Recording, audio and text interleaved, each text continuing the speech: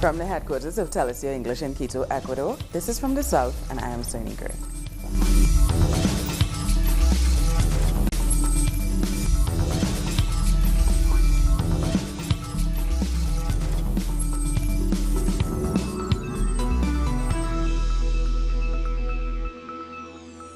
The 73rd United Nations General Assembly enters its fourth day in New York. China, Russia, and countries from the Caribbean will take the stage. China's Foreign Minister Wang Yi is expected to address U.S. tariffs imposed on Chinese goods.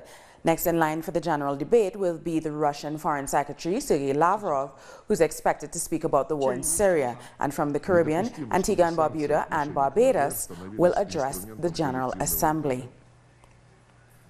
On Thursday, the Venezuelan President Nicolas Maduro met with the UN Secretary General Antonio Guterres. Maduro said on Twitter that they spoke about the real situation in his country and that the two agreed on common strategies for the advancement of Venezuela. The residents of Harlem in New York have shown their support for Venezuela and Cuba. President Nicolas Maduro paid a surprise visit to the historic Riverside Baptist Church in New York on Wednesday evening. He was there alongside Cuban President Miguel Diaz-Canel. Over the years, the Riverside Church in Harlem has opened its doors to many historic leaders, such as South African leader Nelson Mandela, U.S. civil rights activist Malcolm X, and the leader of the Cuban Revolution, Fidel Castro. On Wednesday, hundreds in the New York neighborhood received two other very special guests, President Diaz-Canel and Maduro. This is a meeting of solidarity, and this is a cathedral of faith and unity. Therefore, we don't say names and positions. All of us here are brothers and sisters. We're all friends. The meeting was organized in solidarity with the two nations. After he was welcomed with cries of "Long live Venezuela," President Maduro reached out in solidarity to the Harlem community. The Bolivarian Revolution of Venezuela is very much present. It's alive and victorious. Thanks for your solidarity, your understanding. Victory to New York. Harlem is home to a large African American and Latin American population. During the event titled "Cuba Speaks for Itself," the two Latin American leaders shared a message of struggle and hope. 18 years ago, Cuba's leader Fidel Castro delivered a 4-hour speech at the same church. It has been a historical moment. Since Fidel, we have not seen a representative from the Cuban people. It was a very emotional moment for us to witness this solidarity. Even with the economic and diplomatic blockade, he shows us the way to fight. He leads us to a different way of life. This is an event reflecting great unity of different social forces. Here in this country, in Harlem, 58 years ago we received Fidel, and now we welcome the President of Cuba with open arms. With this meeting, the emblematic church and the African American community continue the tradition started in 1960, when Fidel Castro met Malcolm X at Hotel Teresa. Castro had been in the U.S. to address the United Nations. At Wednesday's solidarity event, the Harlem community reaffirmed its friendship with the Cuban people. And on the margins of the UNGA, the Venezuelan foreign minister met with a number of high-ranking government officials. The newly elected UN General Assembly President, Maria Fernanda Espinosa, was among them. Minister Arriaza also met with his Chinese counterpart, Wang Yi. Arriaza later tweeted about his experience, saying, "Our comprehensive strategic alliance moves forward quickly for the shared development of our peoples." On a different note, social organizations and human rights activists in Colombia have rejected President Ivan Duque's speech at the United Nations. They say that Duque's rhetoric is far removed from the everyday reality of the country. It's really healthy for the President of the UN to say that he's going to work in the peace progress, but what it is incomprehensible is that it doesn't appear with political and budgetary decisions. It's not understood, as in the budget there are additions for the Ministry of Defense to buy anti-aircraft weapons, and on the other hand, there are no resources to guarantee incorporation and neither in the peace agreements, and it shows an ambiguity in the speech of the President. It's surprising that in the UN Assembly, Colombia does not say anything about human rights. We have 192 murdered leaders. That is the same figure of 2017. The word human rights did not say about it. I think it was fixed more on problems in Venezuela than in Colombia. In terms of human rights, we have 38,000 displays. Colombia has much to do, and what we are doing is seeing a paradise where there is none. As tensions between Colombia and Venezuela rose at the United Nations, Colombia media reports that the country's armed forces have been put on alert. The alert reportedly covers all of Colombian Air Force's combat units. They are expected to be ready for any possible action. On the Venezuelan side, the Bolivarian armed forces say they are carrying out joint strategic operations into Syria and other border states. The operation includes deploying forces to block known smuggling routes across the border with Colombia. According to the political and media analyst Federico Garcia, the media has reactivated its intentions to justify a military intervention in Venezuela. The whole phenomenon of migration is being used to justify a supposed humanitarian crisis that occurs in countries with famine, with genocide, with these kinds of crises. But that is clearly not Venezuela. Although the situation is very difficult, a false image is being created so that in the event that there is need for aggression against Venezuela, it can be done through Colombia and with the support of public opinion. The voices against the war speech of the Colombian government against Venezuela have been felt in the Senate's Peace Committee. We have examples of episodes like this that have started with delirious voices that invite military interventions. It has happened recently and they are very painful. And I'm not talking only about Vietnam. There is also Afghanistan, Libya. For God's sake, nobody should have the idea that military intervention in Venezuela is a possibility for Colombia. Just talking about this matter is crazy.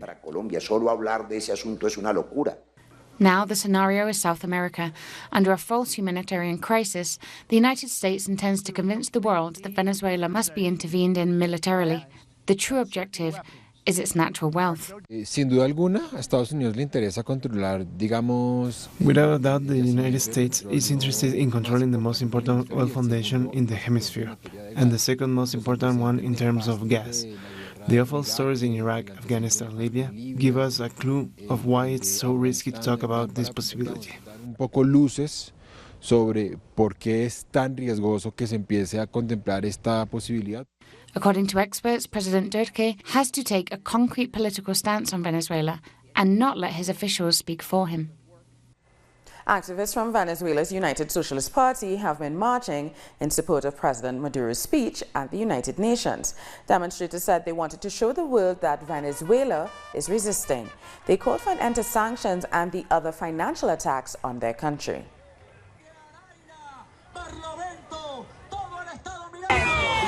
I think that we need from the UN is a lifting of all the blockades imposed on Venezuela by the North American Empire. We are sending a message that they need to respect our country. That's our message to the world. We are supporting President Nicolas Maduro and his speech at the UN. We are showing the world the potential that Venezuela has, and that we are not anybody's colony. Long live Venezuela and Maduro. We'll take a short break now. More news in a minute.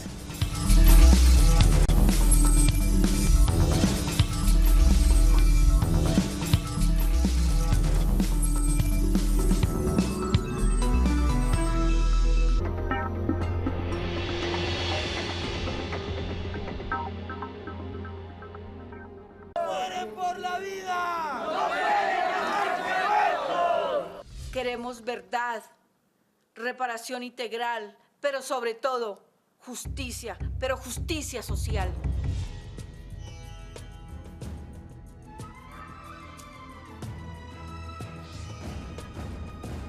How many ways there are to tell a story?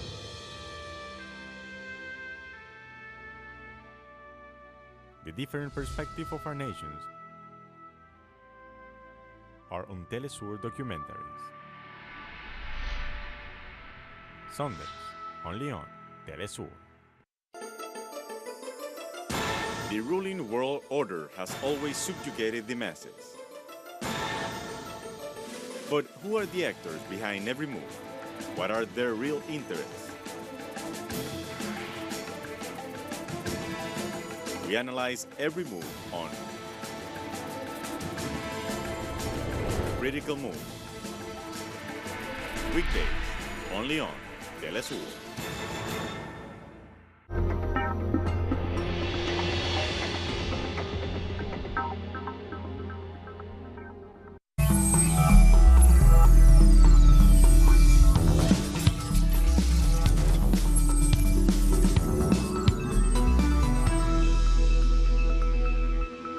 Welcome back. With less than 2 weeks to go until the presidential elections in Brazil, the candidates have put forward their proposals in a debate.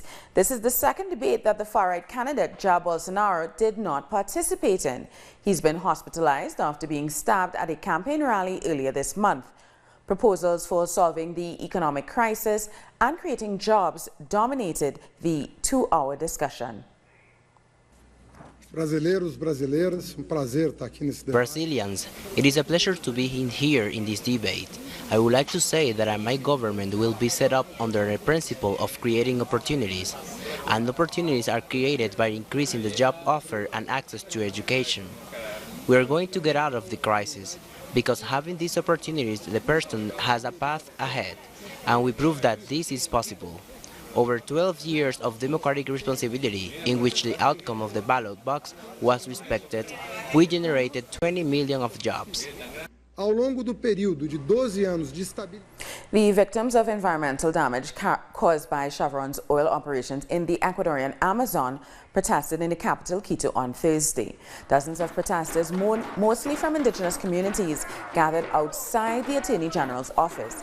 They expressed outrage over the massive harm to the environment and the recent ruling by the ICJ absolving Chevron of its responsibility. Ecuador announced on Wednesday that it will ask the International Court of Justice to review their decision to cancel the $9.5 billion fines in damages Chevron had initially been ordered to pay.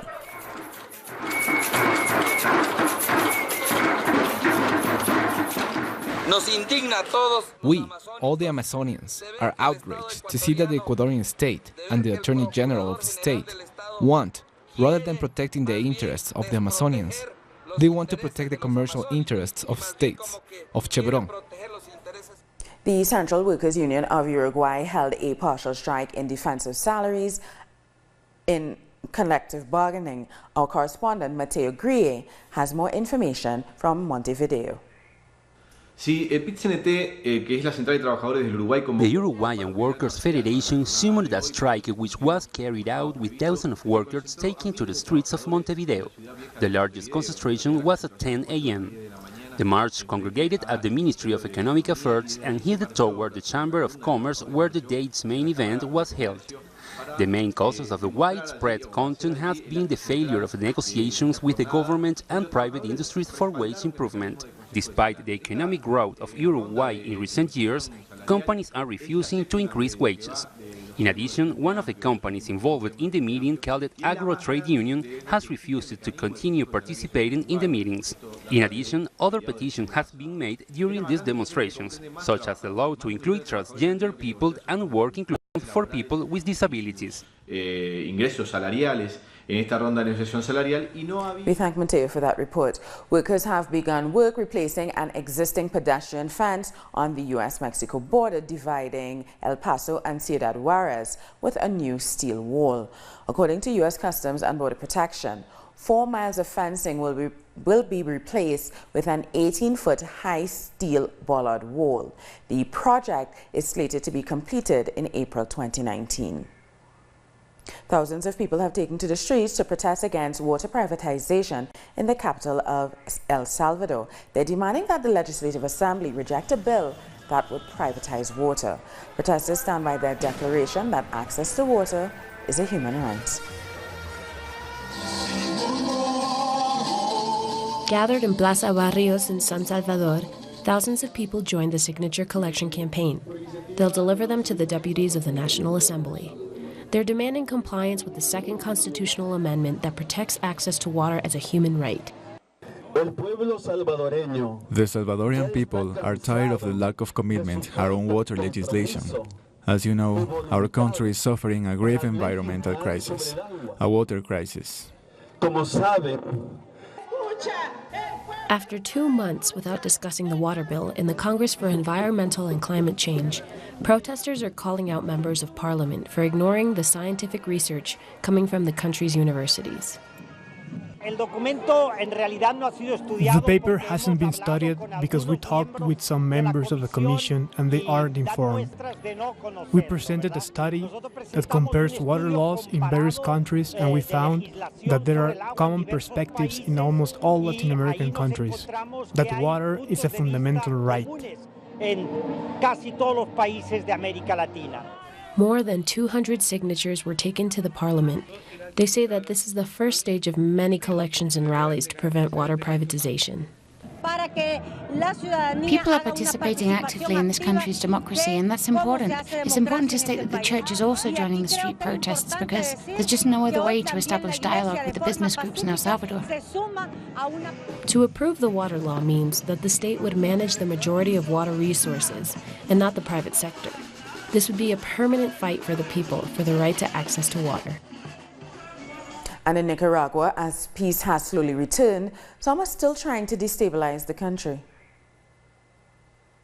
They say there is no freedom of speech. However, they exercise their right to protest. They are defending political violence, while also calling for dialogue. This as they heaped condemnation of leaders who fled the country. We're better without them because they'll be able to denounce all our freedoms. Meanwhile, supporters of the Sandinista Front walk to demand peace and respect for human rights are upheld, especially for the 199 coup victims. We once again voice our support for Commander Daniel Ortega. We ask for justice and reparation for crimes that have been committed since April 19. Protesters also condemn those who support sanctions against Nicaragua. This is a pity. They are Nicaraguans, just like us, but they ask foreign forces to intervene in our country, forces that have violated human rights in the past, such as the United States. The government keeps making calls for reconciliation and for peace talks with the people. The tropical storm warning for Barbados is still in effect, although Kirk continues to move away from the island. Barbados's Met Office informs that feeder bands trailing the system are expected to move across the island late Thursday evening and into Friday. This will bring isolated thunderstorms and gusty winds. Large waves and dangerous riptides are also expected. As a result, a small craft warning and high surf advisory are in effect.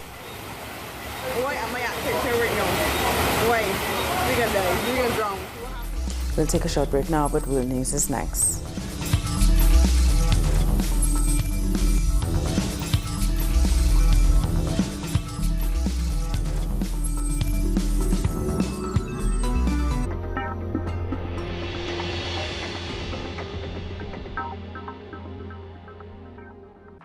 Telesur brings you special interviews with social and political personalities. Monday, from Washington. Tuesday, from Mexico. Wednesday, from Caracas. Thursday, from Quito. Friday, from Havana. Analysis about our continent's reality. Weekdays, only on Telesur.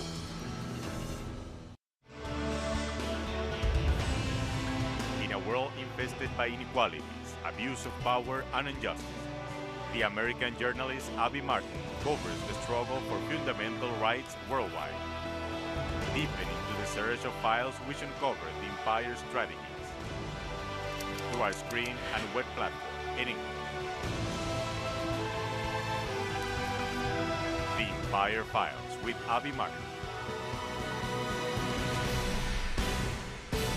Tuesday, only on Telesur.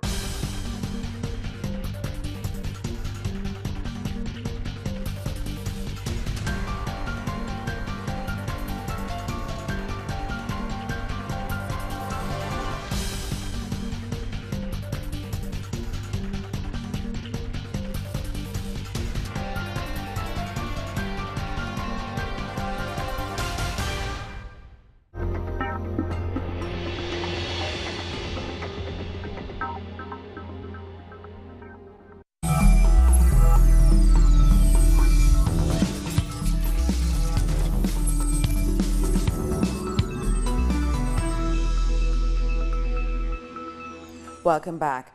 In his opening statement before a Senate committee, U.S. Supreme Court nominee Brett Kavanaugh denied sexual assault allegations against him. Kavanaugh also called the confirmation process a national disgrace.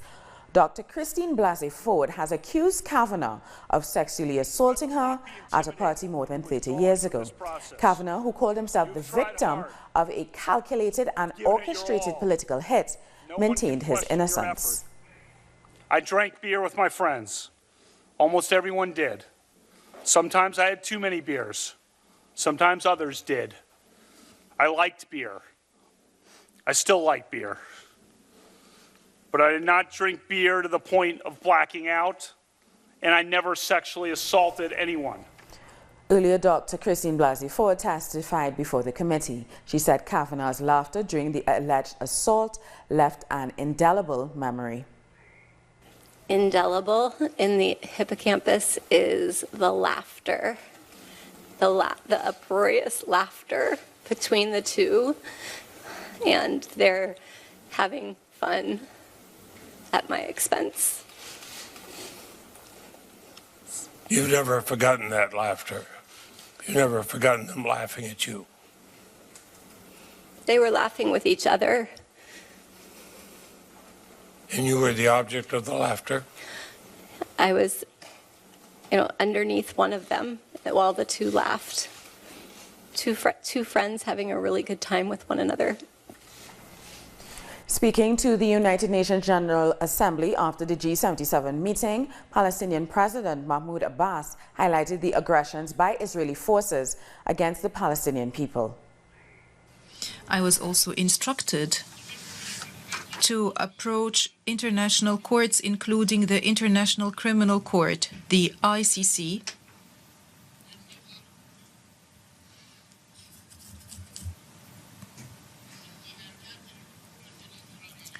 to investigate Israel's breaches of treaties and the aggressions by the Israeli occupying forces and settlers against our people on our land and our holy sites.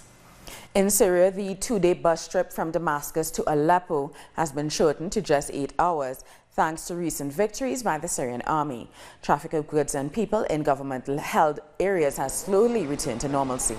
Vehicles are now able to travel day and night. Now we can go everywhere. Previously, we only traveled during the day, so we know where we are going. Now the bus goes to Aleppo during the day and at night. There are only checkpoints that check IDs and the buses, and now we can go anytime. Nigeria's two main labor unions have begun a national strike after talks with the government broke down. Only government public facilities will remain closed, while markets, gas stations and private shops will open. Protesters hope this will force the government into restarting negotiations for a new minimum wage. The minimum wage is based on a law. There would be enactment. And we want all those to happen quickly so that a new minimum wage can actually come on board. And that's where we are. A special area for Chinese books has opened at Kenya's National Library. The Chinese language section will help promote relations for both Chinese and Kenyan citizens and promote cultural understanding. The program was launched at a time when there's a growing demand for Chinese language learning in Kenya. More and more Kenyans are studying Chinese. They have a growing need for Chinese books. Based on the common goals, the Kenya National Library and the Tianjin Publishing Company have signed a memorandum of understanding on publishing and cultural cooperation. Slovak police have detained 8 suspects linked to the murder of the journalist Jan Kuciak and his partner. The duo was shot dead in February 2018. Their murder promoted a demonstration of about 50,000 people in the Central European country, leading to the resignation of their prime minister. Now, despite the challenge of accessing refugee camps in Greece, Telesur maintains its commitment to informing you, our viewers, of the realities of your refugee lives. Tabas is about 90 kilometers from Athens, near an industrial zone. This refugee camp was inaugurated in July 2017. It has taken our team over a year to get permits to record. And when we arrived there, we were told we were only allowed 45 minutes. Plus, we are not allowed to film inside of the houses. Cold. I am a problem hall. Today's problem. Here no hospital, no house. You one container, 8 months. In this camp, there are 800 people. They've come from Iraq, Syria, Afghanistan, and Pakistan. There are not only barracks, but an industrial building with rooms. This textile building is what many families now call home. Most of the single men live in the barracks. Inside the building is a space designated for women. There are in-house classrooms for children. There's also a first aid post and several multi-purpose spaces. Georgios, from the organization Solidarity Now, is making an effort to improve living conditions, but he says many deficiencies still persist and affect refugee physical and psychological well-being. Pregnant women, for example, do not have access to the specialized care they so desperately need. It's not enough to cover just the medical needs of these people. As you know, many come from the islands and detention centers with both physical and mental wounds. In the refugee camps, we have people with medical conditions that we don't have the means to treat or cure. The inability to deal with mounting asylum requests is another problem. Some who apply have neither exile status nor refugee rights. The majority do not want to live in Greece. They're essentially trapped there. Yet despite all this, they don't complain. When I came here, I didn't think, just I came here for life. It's not important I stay in Greece or I go to the German or France or other country.